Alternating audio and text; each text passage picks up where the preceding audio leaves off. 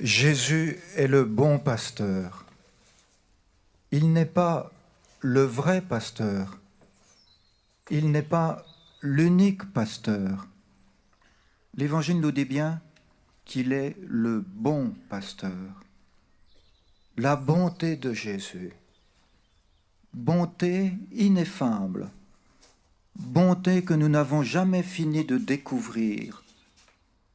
Bonté à laquelle nous ne pouvons jamais mettre de limite.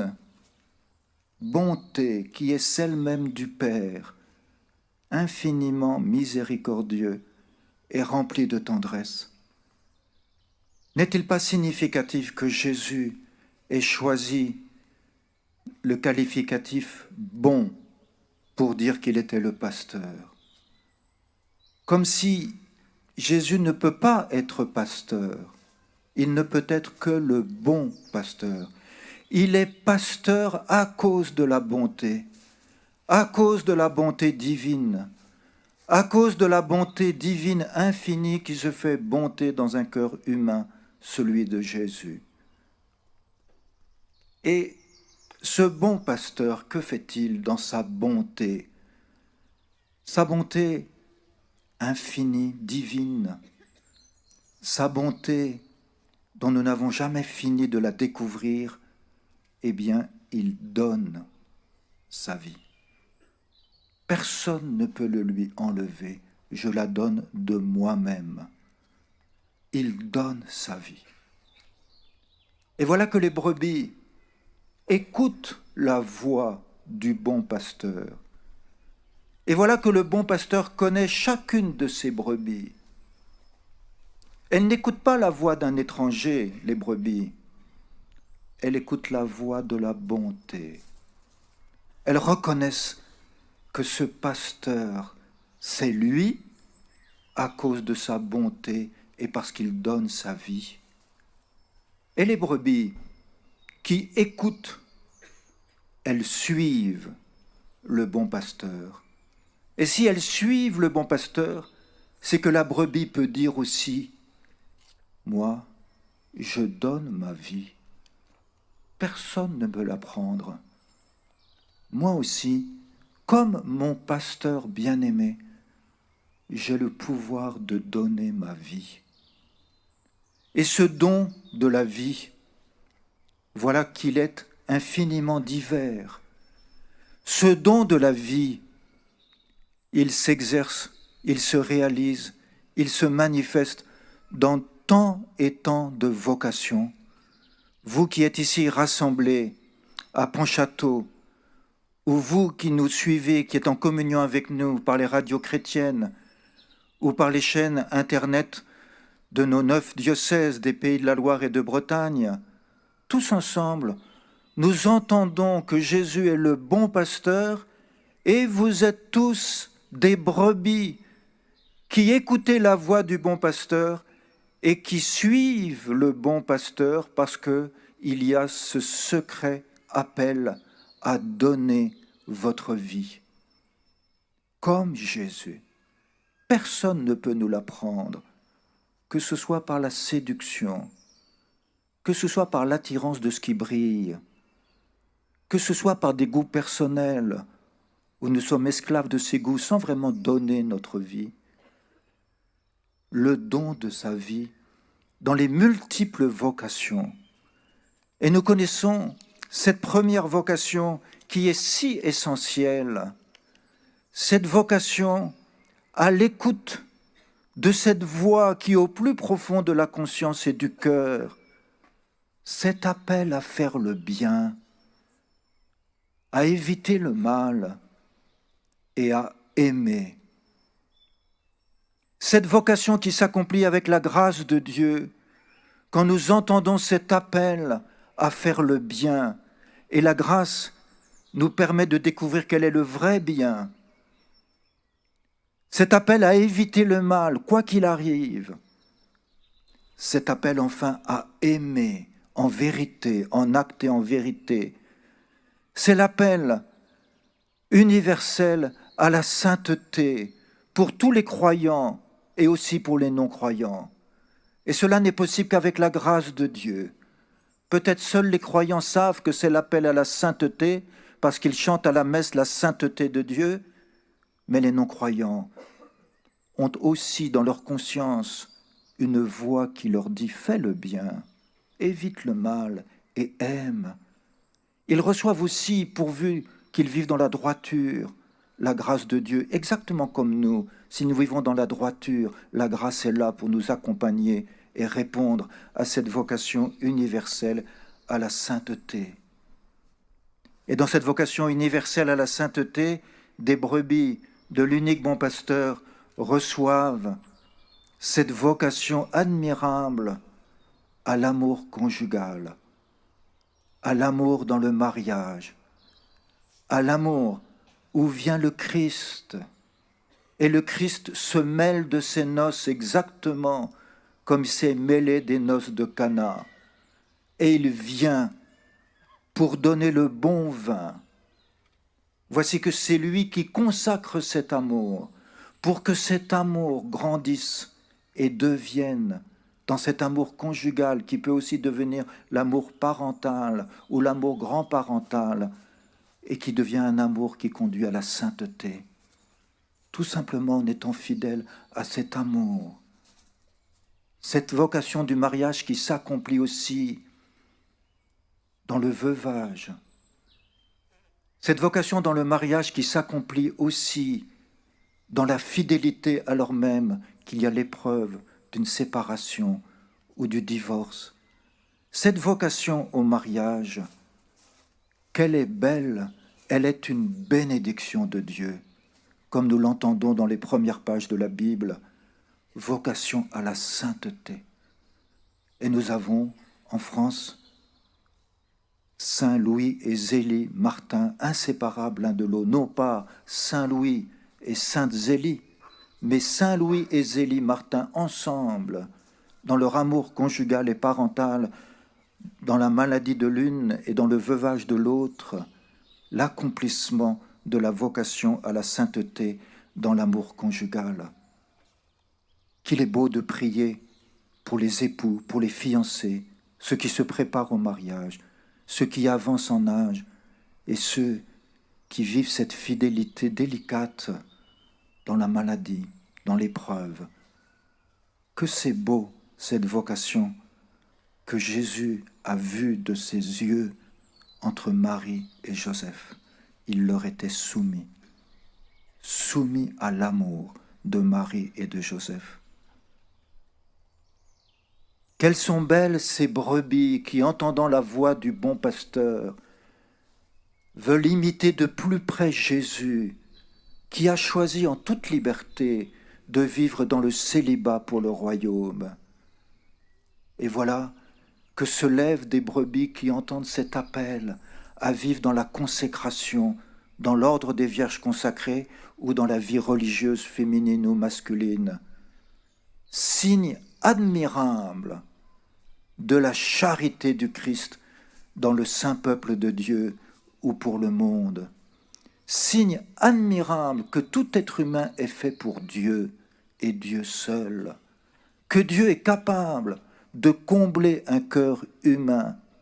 Et nous pouvons rendre grâce à Dieu pour ces consacrés que Dieu a mis sur notre route et qui ont été, peut-être sans le savoir, des lumières de la douceur, de la charité, de la miséricorde du Seigneur Jésus, des lumières de la rencontre étonnante où je me suis senti accueilli, regardé comme une personne, grâce à ces consacrés à Dieu, consacrer sa vie à Dieu.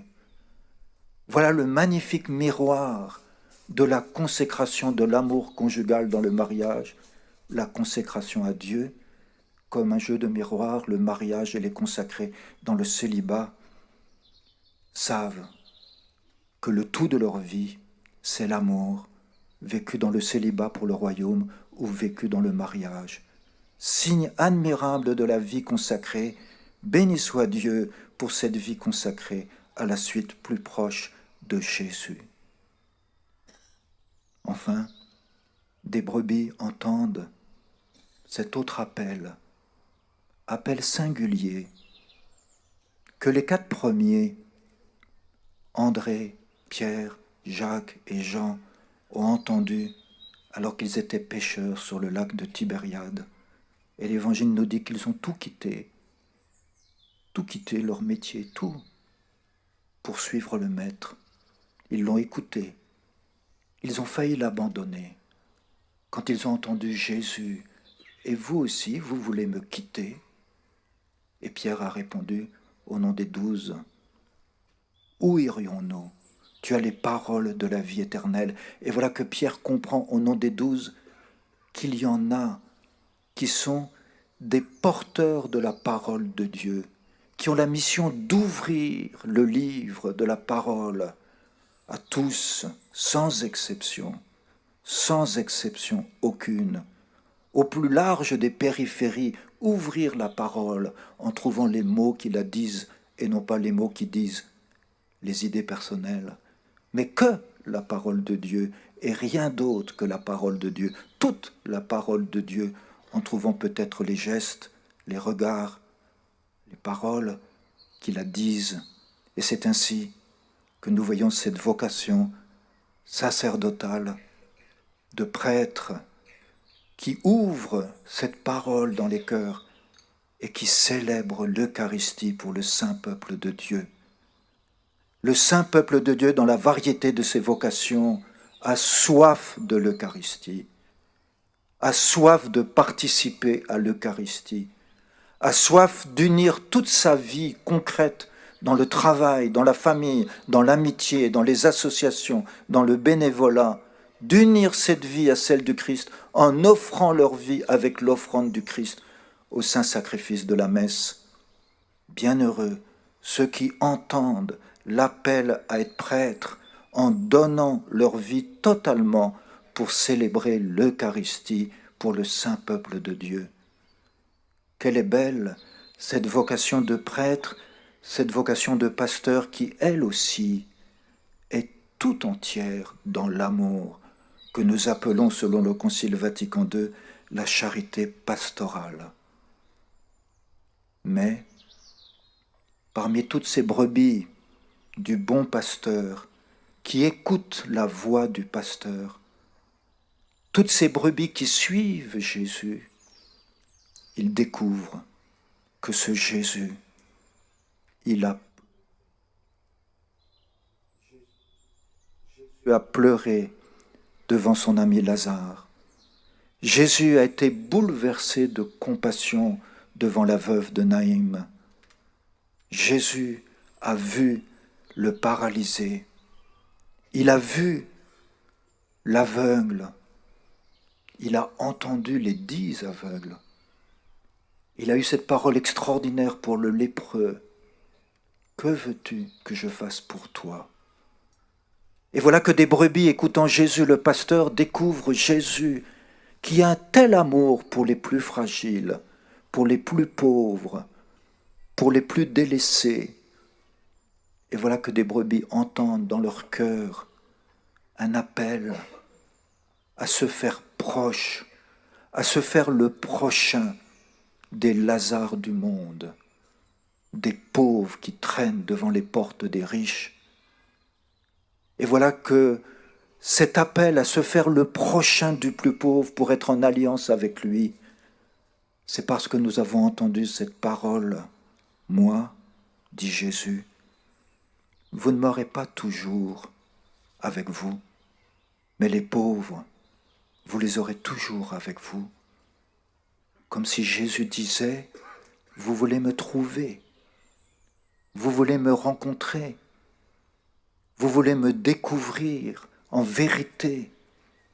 Eh bien, tout ce que vous faites au plus petit d'entre les miens, tout ce que vous faites au plus fragile d'entre les miens, tout ce que vous faites au plus exclu d'entre les miens, tout ce que vous faites au plus méprisé d'entre les miens, eh bien, sachez-le, c'est à moi que vous le faites. Quelle rencontre admirable de Jésus dans celles et ceux qui nous permettent de nous vider de nous-mêmes, de nous débarrasser de nous-mêmes, de devenir un peu plus libres pour pouvoir entrer dans la rencontre et vivre la rencontre, découvrir la grandeur de la douceur, la grandeur de la tendresse, la grandeur de l'écoute. Écoutez, écoutez.